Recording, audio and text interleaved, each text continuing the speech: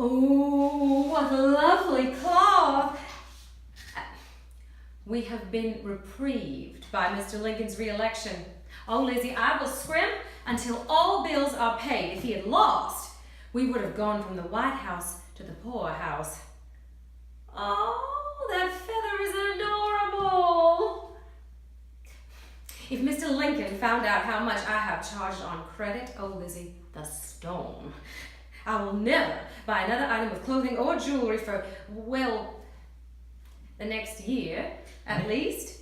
Mrs. Lincoln, I can fit all of your dresses with the new lace and such flourishes. They will astonish your company still. No, I have seen the carriages of Washington matrons lined up at your door ordering their gowns for the inaugural ball. And I will have to wear last year's fashion. Your fashion, dear Lizzie, and the best to be had in 1863. But I do have to present a certain appearance as the wife of the head of state.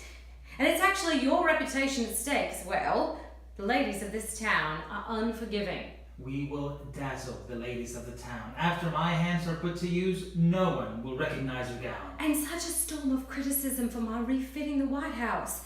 The carpets were stained from the spittoons and people had cut up the curtains for souvenirs. What would our foreign dignitaries say back home? Oh, wouldn't these slippers be darling with my burgundy moire? Mrs. Lincoln, remember now, your vow. You have no idea how much we owe. Lizzie, I must tell someone. It's been such a burden. Do not tell me. It is better if someone asks me that I can say I do not know. Let's look for a few things for Ted.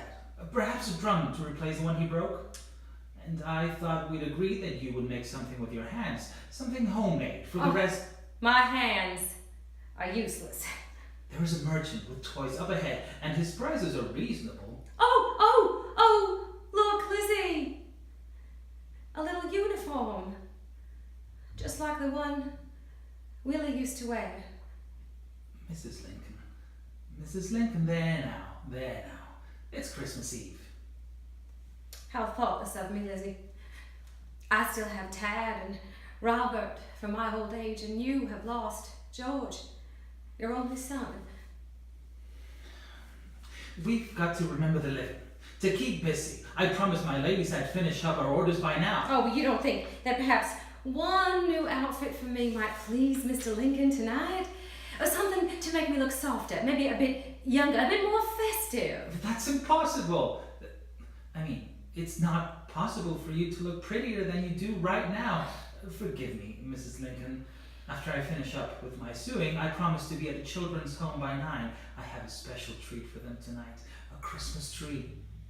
A Christmas tree? Yes, a Christmas tree. But who these days keeps a Christmas tree? Isn't that a foreign custom? Isn't that a bit, well, pagan? I must go. Oh, you're so good for my spirits, Lizzie. The President and I have a small gift for your home. You're doing so much for those poor women and children. Thank you both so much, Mrs. Lincoln. But isn't there something we can get just for you? There is something I would very much like.